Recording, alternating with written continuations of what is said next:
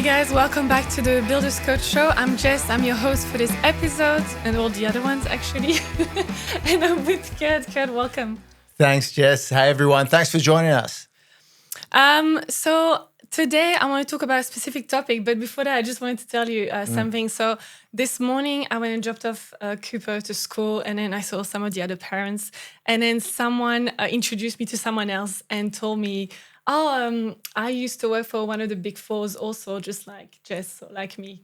And I thought, okay, hi.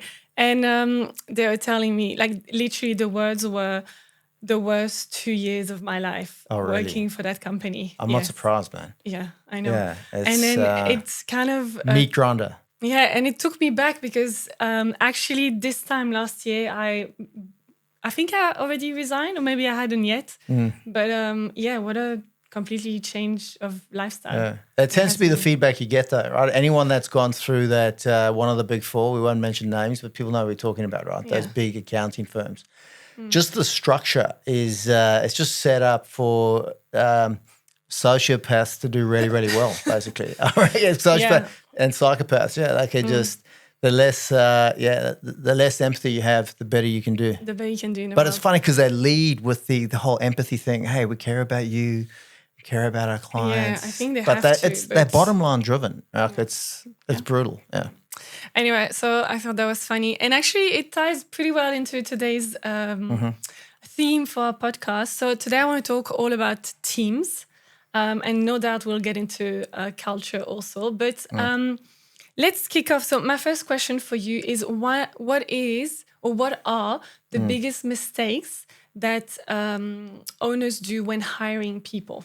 Yeah, great question. And I just want to preface everything I'll say with people are the single most important ingredient for success in business, right? I think it's glaringly obvious for anyone that's in business. If you can build a dream team, surround yourself with good people, you're going to get bigger, better, quicker results. But also, in order to run and build a successful team, it requires leadership, right? So you need to be the type of leader who's worthy of building a dream team.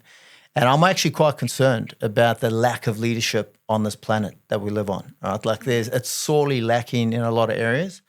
And I heard an interesting quote this morning. This guy said, leadership requires balls and guts a lot more than intelligence. Right? Like the thing, and it's true for business as well, right? The thing that gets success in business is taking action. Taking massive action, doing a lot quickly, and then being able to course correct and keep going. And, it obviously helps from a leadership perspective to be congruent. Yeah. Leadership, building a team, it's about relationships. The foundation of relationships is trust. The thing that builds trust is congruency, all right? Say you're going to do something, you do it. Say you're going to do something, you do it. That builds trust, and people will be prepared to follow you into battle. So you need to be the type of leader that can attract and is worthy of attracting other leaders who are prepared to follow you. So that's the first thing I suppose to get out of the way. But I do worry about the younger generation and how the narrative in society is not around. It's difficult for a number of reasons. One, I was talking to someone about this just before, right? To be a successful leader, you need to make difficult decisions. You need to initiate change. Change is uncomfortable for everyone. If you're going to trailblaze and do something different, you're going to cause, a lot of discomfort or disruption, right? Think of disruptors in business. And then with that is going to come a freaking avalanche of criticism, right? That's just what happens. I think about like leaders out there, CEOs of businesses, coaches of football teams, like they get absolutely lambasted on a Monday morning when they lose. When their team loses, or win or lose, they just get hit with criticism, which is why immunity to criticism is such an important trait for leaders. You have to have it. But the difference nowadays versus like the 80s and 90s is that you've got everyone online. Yeah. So instead of just the people around you in your immediate environment saying, hey, I think you're a dick, I don't like what you did, you've got thousands of people, giving you their brutally honest feedback, including the 20% of society where there's some sort of mental illness, right? So you're getting some crazies coming at you. So it's your ability to deal with that. And I know for most guys, especially guys that have achieved a significant level of success, they just switch it off. You can't look because we're only human. Like you can't read 100 negative responses and not let it have it affect you. Yeah. And I was going to say, I mean, criticism is one thing, but it's also failure, right? People make mistakes. And I think that it's going to happen, right? And this fear of failure, because everyone's going to see it, it's going to be online, etc., is also probably what a deterrent for people taking action and leadership. Quick one on this. I don't know if you remember, but a few weeks back, someone told me or said to me something, and I thought, I don't think that's quite right. But saying that you were born with leadership and you can't learn leadership. And I thought, you remember me telling you this, and we had this whole conversation. Yeah, so leaders are born, not made, sort of thing. Yeah, it's not true. It's like BS. obviously, It's some complete people will and have utter BS. Will have a character more assertive, more quick decisions, etc. Extroverted, yes. But it does not mean that you cannot learn leadership. That's completely incorrect in my view, right? Of course, and society celebrates those people that are naturally extroverted. I was talking to someone recently about like just profiling, psychometric profiling. Some people are more outgoing, some are more reserved, some are more people, and others are more task driven. And if that's your natural tendency to be extroverted and to interact well with people, great. You need to. If you're not naturally set up in a way that you want to interact with people, you need to, as a leader, you need to network and initiate conversation with people, forge relationships, and then nurture the right relationships, and also be able to say no. Again, it comes back to having balls and guts to cut relationships when they need to be, or call people out. Like, I think in today's cancel culture, like people are scared to say the wrong thing or offend someone. And, the best leaders need to just cut through that and say, speak some uncomfortable truths, right? And that doesn't mean you need to just piss people off or be rude or arrogant for the sake of it. It's about, if you've got something that you believe in, you got some purpose and meaning, then you got to, speak up. Yeah. Yeah, and then you got you cannot appease everyone, right? You're going to piss someone off. Even it doesn't matter who you are. Mother Teresa's got haters, right? Jesus Christ. I mean, the guy check out. Yeah, he finished up. It does not. Nelson Mandela. It does not matter who you are. Like, you're going to get slammed, which is why immunity to criticism helps. But it's also coming full circle why sociopaths and psychopaths can do really well, because they're not impacted. They don't care. They don't give a shit. Yeah, they don't feel anything. Sorry, we diverge onto leadership. We're supposed to talk about team building, about but teams, this is important, right? Like, you need leadership. You cannot build a successful team without leadership. Yeah. But the key message I think everyone needs to hear is that leadership can be built. Because there's young guys listening, and maybe that there's a lot of work to do. I've had to develop myself. I've done a lot of leadership and personal development. And if anyone's thinking, well, how do you develop your leadership? How do you know that you're becoming a better leader? There's one metric, and that is get out of your comfort zone. We talk about being comfortable, being uncomfortable. That's the way that you build resilience. And if you do that consistently well, there's less and less things that will scare you, and you'll be able to take more action. You're not going to really give a shit about what people think. And you know what? Like, you shouldn't. Like, if you believe in yourself, you don't need to get anyone else to believe in you. You don't. It's like if you honest, with you will follow you. Yeah, if someone's accusing you of something that's not true, like, you don't need to go out of your way to prove anything. Like, the truth will defend itself. And if you enjoy what you're doing, if you're helping people, and someone's criticizing you for what you're doing, let them just do what they got to do. You do what you got to, because the world is divided into the people that are like getting shit done, right? And then there's people that watch those people do things. And they then criticize or critique. Some people go, "Hey, wow, amazing, good job. I respect and appreciate what you're doing." And then there's people that are just don't even know what's going on. Yeah. Like, what just happened? Yeah. But going back to my question. Yes. So what was the question? What are the biggest mistakes that building company owners do when hiring people? Okay, biggest mistakes. Yeah. All right. So we'll tick that one off now, like not working on themselves. So leadership and personal development, not getting onto that path to self-actualization, which we've spoken about, right? Maslow's hierarchy of needs.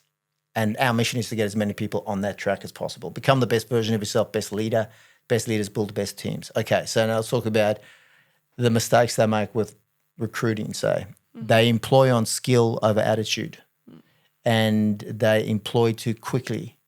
So often someone will leave, and this is like 20 years of coaching, you've seen this happen. People come and go, right? Like you've got to realize if you're building a team, it's inevitable they're going to leave at some time. Yeah. One of my mentors said that they're like horses, they're like race horses, because he's into race horses, and eventually they all go lame. You got to put them out to pasture, and that is the reality. And by the way, the people with the most reality-based perspective win in life. It's looking at it's you can see how the opposite of that is not having a reality-based perspective. I've been off with the fairies. You're not going to achieve anything. So having a reality-based perspective, recognizing that is the truth, and also getting pissed off when someone leaves, and if someone leaves for a competitor, whatever else, you've got to just know that that's going to happen at some point, and throwing a tantrum and staying pissed off or angry or getting resentful, it has no utility. It has no utility, all that negative emotion. Obviously it hurts and stings, and you got to allow yourself some time to grieve or whatever, then move on. But to your question, slowing it down, hiring slow, firing fast, okay, getting rid of people that shouldn't be there, especially if you're setting high standards, you want to build a dream team, and employing on attitude over skill. So really looking for people with values alignment. Yeah. And that requires, fit the team, fit your values as the leader of the business, but that requires that you know your values. So anyone listening, what is important to you? What are your values?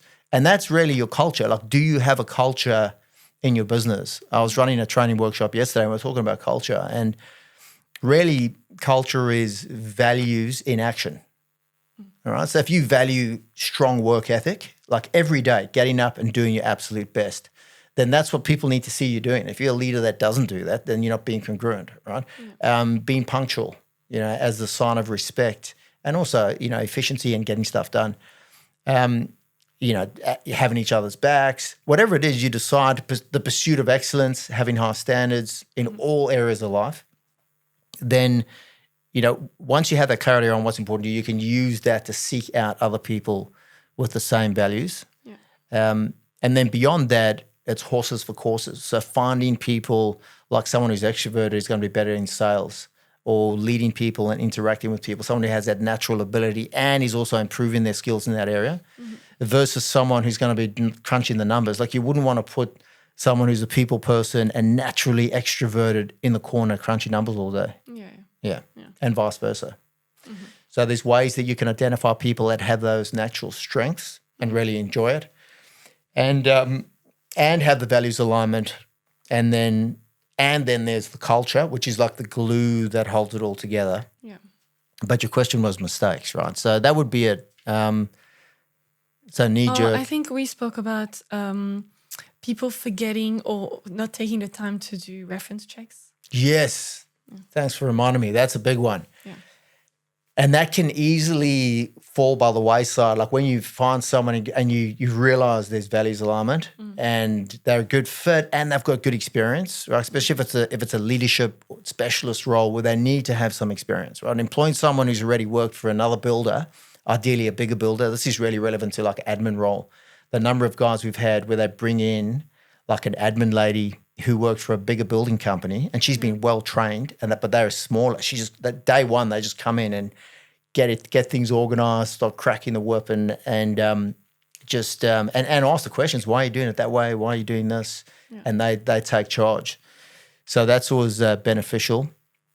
But reference checking, so even though they may look very good on the surface, and that's when you least likely to do reference checking, right? And you go, hey, this person's amazing, and if you're desperate as well, because when someone leaves, it leaves the void, and then all of a sudden the business owner is pushing 60 to 80 hours a week, and they just want to get off that treadmill as quickly as possible.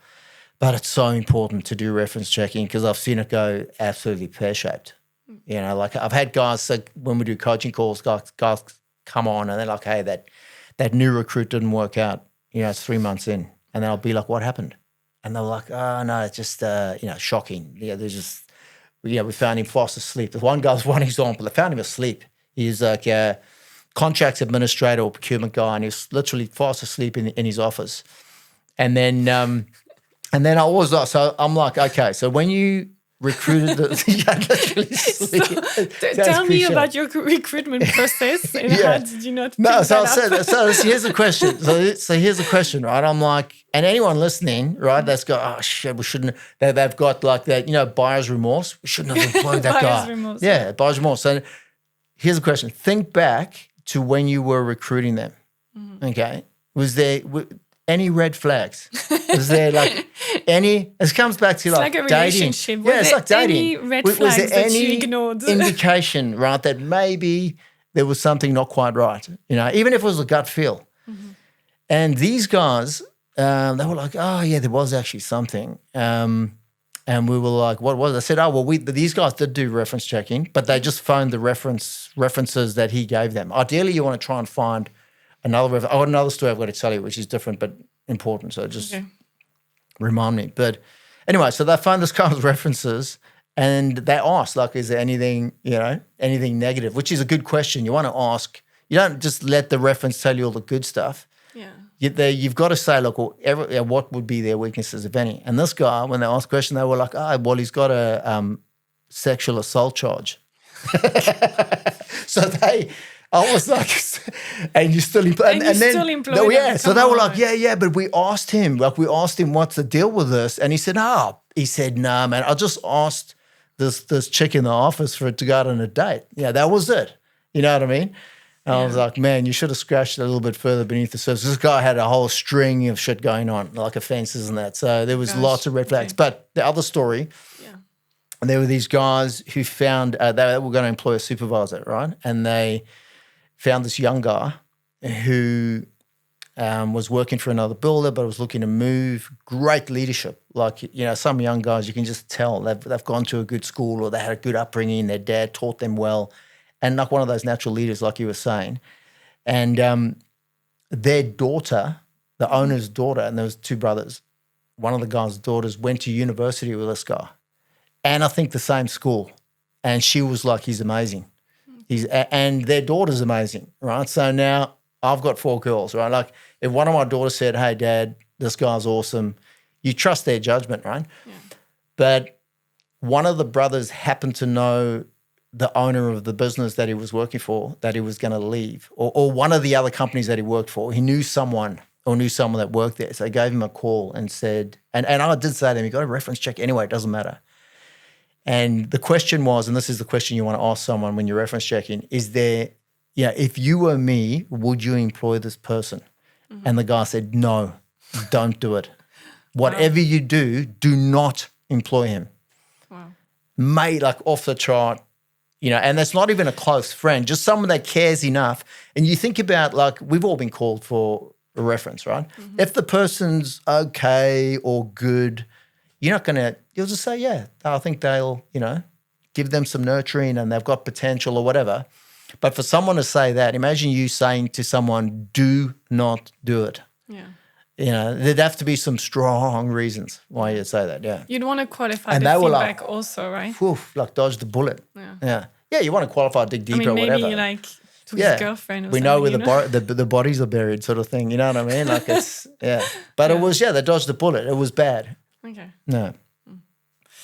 Okay, so that's it. Let's move on to our next question. So there's probably other things, by the way, but we'll keep moving. You will keep moving. You can tell me afterwards. Okay. Well, later on. Yeah. Next pod. I wanted to talk to you about a well-structured team. Okay, is there such a thing as a really well-structured team, and what does that look like? So, what was the question exactly, right? Because there was. What does a well-structured team actually look like in a growing building company? What does a well-structured team look like in a growing building company? Mm-hmm. So that's an interesting question because there's no one structure for any building company, right? So we can talk about some examples of what that would look like. Because when you think of a team structure, it's essentially like an organizational chart. You know that chart where you've got the director at the top and then you've got your sales, your marketing, your the site job delivery team with the contractors, site supervisors, project managers, and then you got your accounting and bookkeeping, admin, procurement, or contracts admin. And it differs depending on, the size of the business, the type of work that they do. But if we look at an example, you want to... Yeah, but I think looking at that scenario in this question, I'd be like, okay, well, there's like probably some key, not ratios, but like you want to make sure that your overhead compared to the rest of your team is pretty. There must be like a bit of a precisely rule what I was there, thinking, right? Jess. Because let's not forget why you're in business or what the outcome objective is for a business, right? Is to make money. Yeah. Let's not like skirt around the issue. And it's easy to lose sight of that, right? And there's so much to do. Your business should be making a profit, right? So there's and what we do is help builders optimize their profit, workflow, cash flow. All right. We're about optimization, peak performance, self-actualization. Be the best you can. Like unashamedly have a crack, whatever that looks like. Yeah. And if you pursue that and you get little incremental improvements along the way, you inevitably get better. There's like the inevitability theory. But you spot on. So your team needs to be, ideally horses for courses. So you want the best people for the roles, the different roles. And then with a construction business, you've got people in the office and then people on site. Mm-hmm. Okay, so how does that impact or like relate to the numbers? So the people on site in your profit and loss and the wages you pay them should be listed as, and I don't see this often when I start working with someone, as a cost of sale, right, with your materials, bricks, timber, steel. Yeah, so any supervisor, labourer, carpenter should be in cost of sales and should be costed in accurately, ideally at an hourly rate, weekly allocation. And then the people in the office are on overhead or fixed expense. Mm-hmm. And the gross profit or gross margin, profits the dollars, margins the percentage, the gross margin percentage you should achieve on jobs. Well, if you're working with us, 25 margin, which is 33 markup, won't get into that markup margin conversation. But you want to achieve that. So that means you're costing everyone in, including all the materials and subcontractors, and then achieving a 25 margin. Overhead should sit at 10% turnover as a percentage of turnover metric. Yeah. All right. So when I get asked, how do I know if I'm top heavy, if I've got too many people in the office, or when can I employ someone how do I know if I can do it? Well, one, you need the cash flow to do it. And you need cash flow forecast to be able to establish if you can afford to pay someone for the next 3 months, and also then correlate that with what's in the pipeline, like what's coming through, because workflow is one of the key metrics, our profit, cash flow, workflow. If you can cash flow them for 3 months and you've got twice as much in the pipeline as you have on hand in payment schedules, that's when you hit the go button, recruit someone, and bring them on. But office, if your overheads to turnover, and anyone listening, just like look at your overhead. So your office, your vehicles, your petrol, your office admin, your marketing, those expenses, if they significantly less than 10%, or even you can go as high as 12%, right? If you're pushing 80 hours a week and you're under the pump and you need to bring someone in, and I think we're going to get to that, right? Like, who do you employ next? An office admin person is a big help. Okay. Just to get rid of some of that low skill, low fun admin work. And it's important to remember, like, you can bring someone on that's like in a hybrid position. They don't only have to perform a certain role, like a siloed role like you get in the corporate entities. Yeah. They can do a bit of marketing, a bit of admin, a bit of invoicing, throw up an Instagram post. But all of that just frees you up as the builder to then do more business development, which, if we're talking about roles and tasks and horses for courses, the business owner needs to work on the business, which will help free up more time and money. Yeah. You've gone into my next question. So just to recap, question number 3 was at what stage of growth should builders start hiring key roles? And so you kind of said, like, you can look at your numbers. And then who should they hire first? So you mentioned an admin person. So if you're a little bit low on your overheads and you're like overworking, getting an admin person in would be like a good way to go. Admin. So who to hire first if you're a growing business? So we work on that $2 million a year turnover minimum, right, to start making a net profit. 25 margin, 10% overheads to turnover metric, and then 15% net profit. You got to get to at least $2 million for those metrics to be relevant, right? So once you get there, the other important thing to realize, if you And I was at this event yesterday talking about this, right? Guys are making a decision, right, as the leader of the business to work on their business, to embrace business development. The one guy said, like, he's, I'm going to get into the entrepreneurial myth later, right? Where people had that, the most read business book of all time, Michael Gerber, The Entrepreneurial Myth. People believe that if I just become a better builder, I'll have a more successful business. If I'm just make better food, I'll have a more successful restaurant. It doesn't work that way, right? You need to understand business development, right? Leadership, strategy, sales, marketing, systems, finance, and embrace like developing business acumen. And that's another whole apprenticeship. Yeah. So this young guy was saying to me, it's like he opened this door and he looked at what was there in terms of business development. And he was like, there's just this another whole world of information and its skill set that he needs to develop to run a successful business. And it's important to reality-based thinking, know that that's what it's going to take. Like it's another whole thing. You're going to become a businessman who runs a successful building company. And now that cannot happen unless you step off site. So this guy was like, he's running around still going to site, realizing he's going to have to replace himself on site, like get a site supervisor, leading hand foreman, just someone to manage the jobs, program the jobs, do the materials ordering, managing subcontractors. And that will then that's a significant 20, 30 hours a week there. And then office admin. So those are the two areas that free up the most amount of time. It doesn't matter what order they do them in, but normally it's get someone on site. Yeah. And then they still oversee the guy on site. And then the office admin, and then they're really cooking with gas. And once they're doing 5 hours a week, they're building more and more process. It's exciting times, man, to be in business. There's so many cool systems available, and the technology that's available now with AI, ChatGPT. We did some exercises yesterday in the room using ChatGPT, getting them to develop a brand voice, got them to look at a niche, lay the niche, develop a brand voice. Yeah. And people are like, wow, it's just happening, in real time in front of their face. Yeah. Yeah. No, that's cool. Actually, so going to systems. So do you have any systems or tools that you recommend to streamline communication and performance tracking across different teams, subbies, site managers? There's like a whole plethora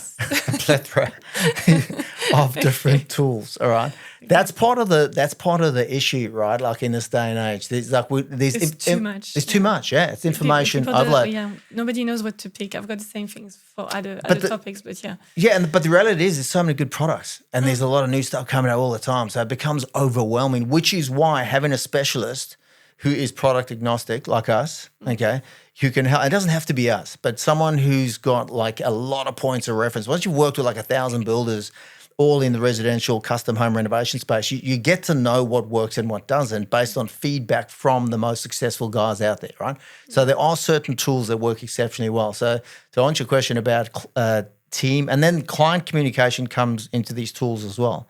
Because that's important, and that's actually marketing, proactive client communication. But a job scheduling tool, there's different examples out there, right? Like there's Wonderbuild, Buildearn, Buildertrend, and they all have client portals and also team subcontractor communication portals as well, where everything is communicated and programmed, and it's highly efficient, it's automated, it gives them a lot of control. The guys were talking about how like with some of these tools, the site supervisor who's running the jobs every day. So he gets there in the morning, lays the job out. He does the call forwards to trades, make sure they're going to turn up, and then updates the site diary at the end of the day. And they can take a video of even in the morning. So they take photos. Here's the plumber. He's going to be here. He's doing this. And then later in the day, here's what's being done. And then they upload that with a little report. If nothing happens in a straight line, if they need a course correct or something changed. Yeah. And then the business owner can just log in, even 8, 9 o'clock at night when the kids are in bed, and it can just see what's happened. Or if the guy hasn't updated it, he can check in, hey, what's going on? Yeah. Why wasn't that followed through on? And then those can, I know it's probably coming up, but those can then be linked to key performance indicators. That's how you track performance using those tools. Yeah. Well, I was going to say, so you spoke a lot about communication, but what about performance tracking? Performance tracking, so KPI. Yeah. So the 80-20 rule, I think I touched on it earlier, right? 20% of the things you do give you 80% of your results. What results are we going for? show me the money, right? So profit, workflow, cash flow. We want to optimize those. So knowing what the systems are, well, first the roles. So I look at a supervisor, again, it's programming the job, using a job scheduling tool. If they don't program it first, they just gunshot, sign the contract today, start tomorrow, it's going to be a mess, right? No contest. So if they program it well, there's the materials ordering, there's organizing the trades, and then every day laying the job out, and then also updating the site diary, right? If they do that well, there's a stronger probability that the job's going to finish to standard on time within budget, which is what they want to achieve, okay? So you measure performance in those few tasks that are considered critical path or dollar productive tasks. We call them dollar productive because if you do them well, they're going to bring in money. If you screw them up, they're going to cost you money, all right? So that's really important. And then to come back to systems, so those KPI tasks are where you look for systems and training development. Yeah. So we review those. And so what system do we have in place for those critical path activities? And it could just be a checklist. It could be a job scheduling tool. It could be an app. It could be a GPS, timesheet tracking app. Whatever it is, you start using them. Maybe you got to train them on it if you've got one, because a lot of guys listening would probably have some sort of tool, like a job scheduling tool, but they don't use it to its full potential. Full potential. Yeah, I've heard that quite a few times actually. Yeah. Awesome. Thanks for that one. Anytime. My next question is about keeping good people. So how can builders keep good people, especially when everyone in the industry is struggling with stuff with their retention and skilled labor shortage? So finding them's one thing. Yeah, okay. No, it's keeping them. But it's also like it comes back to leadership. All right, like I can tell you now, when I was younger, like I've been in a room with people, like in a big corporate entity, and I won't mention, where I just looked around and I was like, and I was in my 20s, right? Mm-hmm. In my early 20s, I'm like, there's no one I aspire to be like. Yeah. And there's directors and, So you've got to be, I know that there's young guys, all these guys listening now who have had people join their team because they were unhappy somewhere else. And then when you ask them, so why were you unhappy? What was wrong? And they'll be like, well, the owner was just a freaking nightmare. Like he was angry, he's pissed off the whole time, he's unorganized, he's constantly dicking us around. Like it was just horrible. So the environment, the culture was bad. Yeah. And a fish rots from the head down, right? So as the leader, you want to be, again, set the culture and you've got to set the direction as well. Like you're the captain of the ship. So where's this thing going? Set the direction. Okay, it's not just get work, do work, get work, do work. You're just on this hamster wheel. It's a nightmare. So hey, we're heading in this direction. We're going to dominate, heritage homes or Hampton homes with green technology and smart technology in our location. All right. And then you get buy-in if there's values alignment, and then all of a sudden, people are on this mission together. And if you've got a happy team and you're making money and you're in control of the business and you've got a string of happy clients, it becomes a great place to be. All right. So there's plenty of examples of businesses like that. So you've got to, that helps. But beyond that, especially if you setting the bar high. So say you want to be a peak performer, you want to dominate, you want to be best you can. Your business is going to be absolutely dominated specialty, right? Whatever it is. And you're attracting young peak performers. Mm-hmm. They have currency, right? Like there's the potential for them to get headhunted by your competitors. I was going to say. So how do you keep them? Good people usually, eventually you want to move on. And I think that people leaving your company doesn't always mean that you've done something wrong. It could just be like people outgrow environment, circumstances, or maybe they grow out of something. Maybe they actually decide they want to be into, a different type of build, etc. Right? So I don't think it's always related to something negative. Obviously it's good to be able to reflect and see if it is something that you've done. But people moving and changing job is part of life also, right? It is, but there's also relationship factor. Like as a species, we're 80% emotion, right? 20% logic. So we need to be around other people. Like loneliness is one of the worst things for a human being, right? To be by yourself. Yeah. Right. So we need to be around others. The reason why we killed all the other species of human, right? Like Neanderthal, they were much bigger and stronger than us. We took them out, right? Because we worked together. That's how we were able to get our ancestors went through some heavy shit, right, to get us to where we are. And they did it because they worked together. So having those the bonds that we have, which think about it, like you bond with your kid, with your closest friends, with your family, and then when one of them gets taken, or it's excruciating, right? Like it's much worse than physical pain, right? So we have these strong emotional bonds. So if you're looking at peak performance and strong teams, right, the bond that they have, like I love sporting analogies, and then also like the military, like special forces. There is no stronger bond than there is between those special forces guys because their lives are on the line and they literally die for each other. They reckon there's no stronger bond, right? So you can have those bonds in your team where, someone comes along and says, "Hey, come work for me," and they offer more money, and they go, "Nah." In the same way, I think we've spoken about that review that Google did about customer loyalty, and the last question was, "Would you get into a punch up for this company?" Right? Yeah. And there's very few, maybe 7%, 7 to 11%. One company had 70% of their clients said, "Yeah, we'd punch on." So, would your team do that for you? How loyal is your team, right? And how much else would they defend you? That's going to reflect your leadership and your culture, right? So you can build that. But let's face it, at the end of the day, because in construction, you get your team, your in-house team you employ, but a lot of the guys listening have subcontractors. So a big percentage of their team are, a combination of other businesses. They're not employees. So they're working for other builders as well. So how do you get those guys to run through brick walls for you? How do you get their loyalty? People work for money. All right. So if you're not paying them, I've seen a room full of subcontractors and asked them, so what is the single most important thing for you when working for a builder? It's getting paid, right? Like there's more insolvencies and bankruptcies in this industry than any other. And it's not because they're bad people. It's just tough, right? It's a tough game. You've got to, do the work to get on top of it. And there's not a lot. I mean, there's better information now. But a lot of these guys weren't taught about the financials and pricing and margins and markup and all that sort of thing. So they're good people that just are ignorant or make mistakes, right? Mistakes happen, or you get a toxic client or whatever it is. And that's a lot of these subcontractors, in fact, every single one would have been paid late or had a delinquent account where builder didn't pay them. So they've been stung, right? So being able to pay them well goes a long way.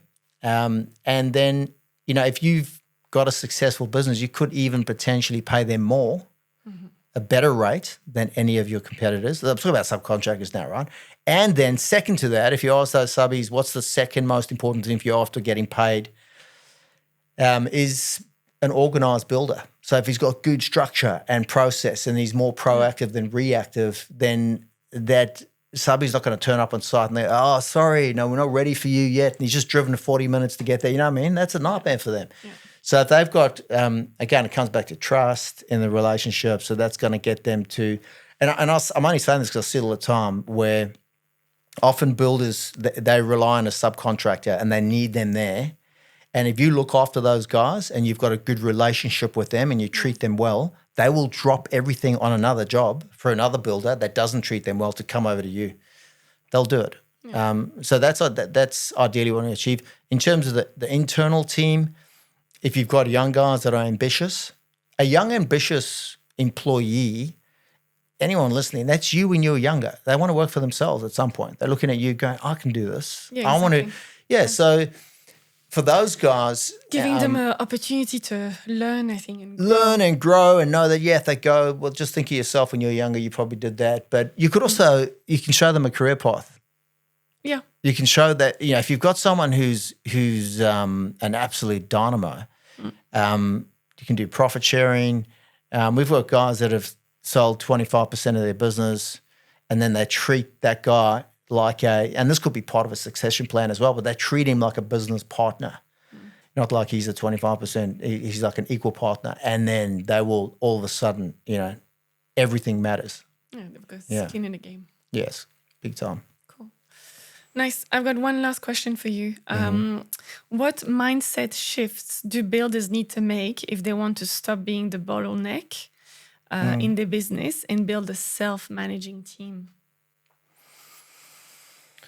Okay, stop being the bottleneck. You're talking about, stepping out of the, doing phase and actually working on your business. Yeah. You want your team to be self-managing and trust that they're going to do what they need to do. It's when you ask that, I don't know you're going to ask that question, but that is the number one thing is getting out of your own way as the business owner. So we've got an exercise that we do at our events where you fire yourself. Okay, so most builders don't recognize their value. Right, I was at an event in Perth, and there was this Irishman, Brian, who's a client of ours, and I got the builders to do an exercise at their tables, and I could hear him talking in his Irish accent. He was like, we need to value ourselves as builders. We need to recognize our value, and we need to lead people through. He's talking about the pre-construction phase, and instead of waiting for instructions from a client or an architect, is actually have a process, have a structure, like a value management process that they lead a collaboration through. But you need to recognize your value. So to get to your question, the builder needs to, one, recognize their value as the business owner. Like you shouldn't be running around doing low value, low skill, dropping stuff or getting stuff from the hardware store or running around to sites. You need to be leading the business. You need to free yourself up to work on the business, lead the business, keep working on yourself as the leader, and then, build a team underneath you. Mm-hmm. Success in business is about process and people. People are the most important ingredient. But the business owner needs to lead it. And they need to recognize that business development, and they've done the maths on this, is worth as much as $10,000 an hour. Okay, it's farming, not hunting. Like most guys, we in our DNA are engineered to hunt, right? We want to go catch it, kill it, eat it. And it's a good analogy for builders getting out there, landing a job, delivering it, taking the money, go out and hunt and get another one. Okay, they're just going to be destined to stay on that hamster wheel if I do it that way. They've got to farm. They've got to work on the business. They've got to do hard work now and then realize that the harvest is coming later, all right? Because you don't get like a linear result when you're doing business or leadership development. It's like going to the gym. Like you can't just go to the gym for a week and go, okay, where's my results? Yeah, you know what I mean? Yeah. You've got to work at it over time. Well, if people learn to hire well and have a better team, work on the culture, know their values, develop a culture in line with that. Yeah. Having the right tools for communication and performance tracking, and evaluating the team as they grow, then they would hopefully have more trust, to let go of the on-site kind of job and make sure that they go ahead and work on their business. I mean, ultimately, to answer that question, you need leaders underneath you. You need to be a leader who builds leaders underneath you, and then those leaders need to have a process and a structure, and then they also need KPIs. You need to be able to measure their performance, not in a way that you police them, but in a way that you recognize their performance. Yeah. That's important. But ultimately, a vision and mission is important as well. Mm-hmm. The people need to see where you're going and see that you're leading the business, and then that makes them feel confident and safe, and then they'll want to perform better for you as well. But if there's no direction and it's chaos, people are going to bail ship. Yeah, for sure. Yeah. Cool. Thanks for that. I think that was awesome episode. Is there anything else you want to mention about teams that we forgot? No, I think just, it's the most important thing. Mm-hmm. And you can accelerate your results, man. We have a genius network of people that we use with our private clients that get them to, implement best practice process quickly and well in the right sequence. There's no paint by numbers solution out there, right? Every business owner is different. Yeah. Every business is different. That's why we exist as coaches and offer one-on-one coaching, because there's so much nuance. There's no just step 1, step 2, step 3 for everyone. It doesn't work that way. Mm. Yeah. So seek out the best people. Make sure that you've got a mentor. Like if you want to get, best practice processes in place, seek out someone who's already done that. Yeah. And then follow in their footsteps. Awesome. Yeah. Cool. Thanks for that, guys. I hope you enjoyed this episode, and we'll see you on the next one. Thanks. See you soon. Cheers, guys.